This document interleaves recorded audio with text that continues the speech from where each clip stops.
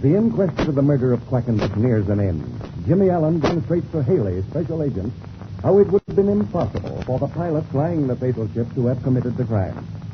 Haley is convinced and directs his men to trail Dawson, a strange character who, by false charges, tried to implicate Jimmy. Dawson, however, eludes the government trap set for him and disappears. In the meantime, Haley receives a letter from Ezra Whitcomb stating that he knows who killed Quackenbush. Jimmy feels certain that he can show Haley and Speed Robertson how the murder was committed. And we find the three at the airport now. Well, Jim, both ships are ready. You can begin your show anytime. Are you all set, Mr. Haley? Yes, I'm all set. Go ahead, boy. If you can show us how Quackenbush was killed, well, it'll be a long step toward finding the men who did the job. When we get through, I think you'll agree with me. What do you want me to do, Jim? Speed, you want to fly the ship at Quackenbush, isn't it? Okay. Let's get on over there. They're warming up the engines now. Yeah, we're all ready to go. No, just a minute, Jimmy. What part do I play on this little drama? Well, you're to go up with me, Mr. Haley, in the other ship, and just watch development. Okay, that suits me. Hey, here come the boys with the dummy. I take it this dummy represents the man who was shot. You guessed right, Speed. And I suppose it will go in my ship? Right. Over here, boys. Hey, that looks fine. That's okay. Just what I wanted. Well, you have quite a dummy there, Jimmy. Flying suit filled with straw, eh? Say, wait a minute. What's this box sitting on top? That represents the man's head. The man's head? Oh, yeah, I get it. Say, give me a hand with this, Speed. Strap it in the seat and crack it. Okay, son. Get a hold of it. Can I give you a hand? Up. All right. I'll take this, son. It's very heavy at that. There we are. That's good. Now hold it there until I tie it to the back of the seat. Go ahead. I'll put the belt around it down here. All right. Good. There, that'll hold it. Hey, looks like a good job, boys. Yeah, it'll do. Now, Speed, you were the last man to see Quackenbush alive. He was sitting in this seat in exactly the same position in which we put the dummy. Is that right? Correct, my boy. And Mr. Haley, the body was found in this position when you inspected the ship right after the crime was discovered. Am I right? Yes, you're right. That's exactly the way it was found. And the box you placed on the top of the dummy is in the same position relative to the window that Quackenbush's head was. All right. And don't forget that the window was open. Apparently, it had become a little warm in the cabin, and Quackenbush had opened it. Yeah, the window had been opened. I noticed it. Fine. Now, Speed, I'm going to ask you to take off. Go up to 2,000 feet and fly in a straight line. Fly just as if you were on a compass course for a particular point. Is that all you want me to do? That's all. And when I pull up in front, it's signal clear to go back to the field and land. Right you are. Now, let's see. I guess we're all set. Well, say, will you hand me that rifle? Thanks. Hey, Jimmy, just a minute.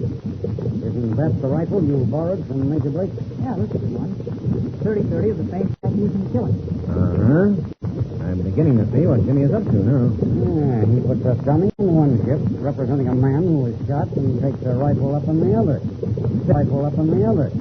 Say, just a minute, Jimmy. Is that thing loaded? I never handle a gun without looking to be absolutely sure. Good. It's not loaded. See that? Yeah, that's right, Jim. Well, there's one thing I can say, and that is that Jimmy has handled a rifle before. You know, my estimation of a man always goes up at least 100% when I notice that he looks to see if the gun is loaded. You bet your life. Well, I learned that when I first started handling firearms. Always look to see if a gun is loaded. And always handle a gun as if it were loaded. You'll never hurt anyone if you follow those rules. Now, I'll close the breech. And put one shell in the chamber. And put the safety on. Okay, we're all set to go. I see the whole business now. You mean to say, Jimmy, that we're going up in this other ship, fly alongside of Speed, and that you're going to hit the dummy with a shot from that rifle? Mr. Haley, that's how Quackenbush was killed. I think you're right, Jimmy. No, fellas. This is just a bit too fantastic. There's no man in the world who's a good enough shot to do that. I think Jim's right. You're going to find it not as difficult as you believe. I'm a fair shot with a rifle, but I've never considered myself an expert marksman. And you're going to hit this dummy when it's going through the air at a couple of 100 miles an hour? Absolutely. No, I don't think it's possible. But if you can do it, Jim, I'll say you're good. Well, Mr. Haley, how else could the man have been shot? Well, now, I'll confess that angle of the case has had me plenty worried. But I don't believe what you propose to do is possible. Well, we'll see. Shall we get started? All right. I'll be flying in a straight line south of the field. When you get my signal, come down and land. All right. Let's go, Mr. Haley. Okay, Jimmy. Where do you want me to sit? In the seat right beside me, if you will, so that you can see everything that's going on. Jump in, and I'll close the door. Sure thing. Right. Right. George, you may have hit from a right angle at that. We'll take that seat on the right side, Mr. Haley. You better will. Well, there goes speed out on the runway. We'll take off right behind it. I'm ready anytime you are. Field's clear. Here we go.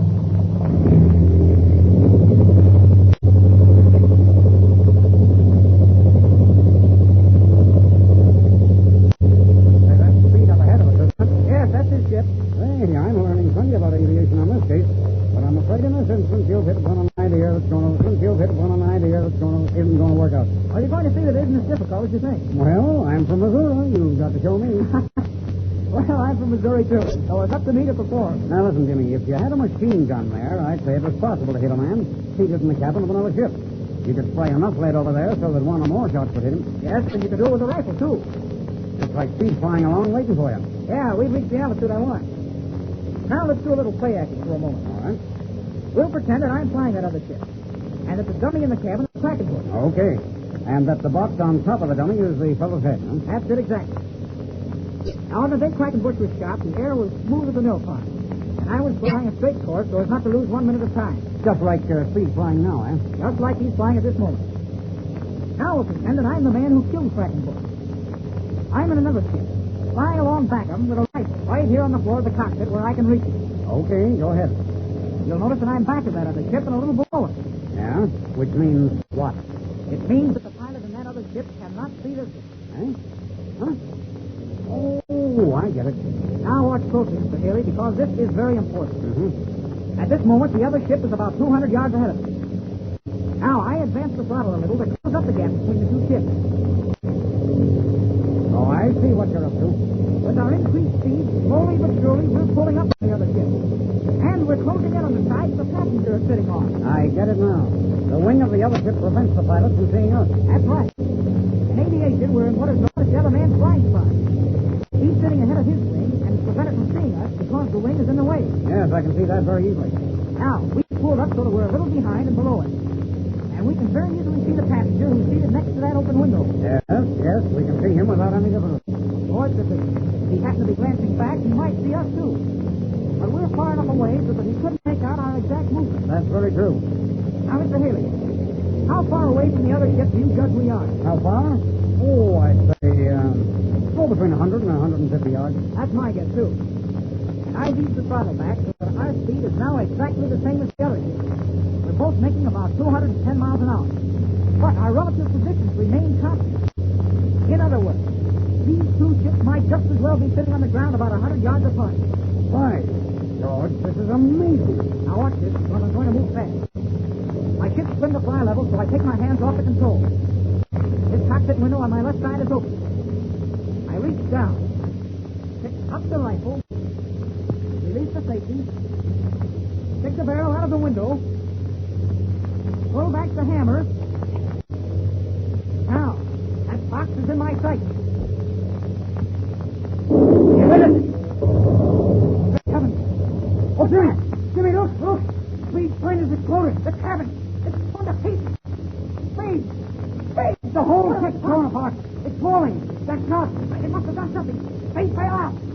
Shot! Oh, he's a goner. He'll never get out of it. Look, there he goes.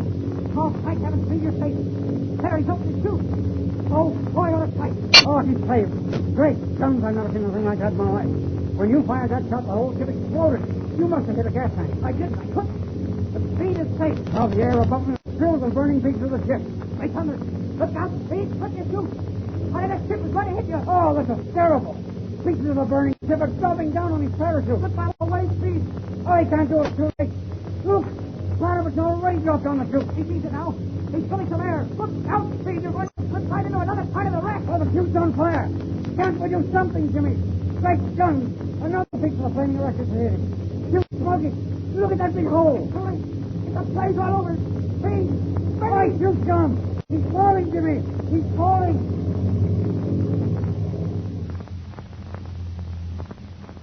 Jimmy's plan has ended in disaster. Without a second's warning, Speed's ship explodes in midair. The veteran takes to his parachute, but flaming wreckage begins to devour the sunken lifebelt. Helpless, the great pilot drops to his doom. What will happen in Jimmy Allen's next air adventure?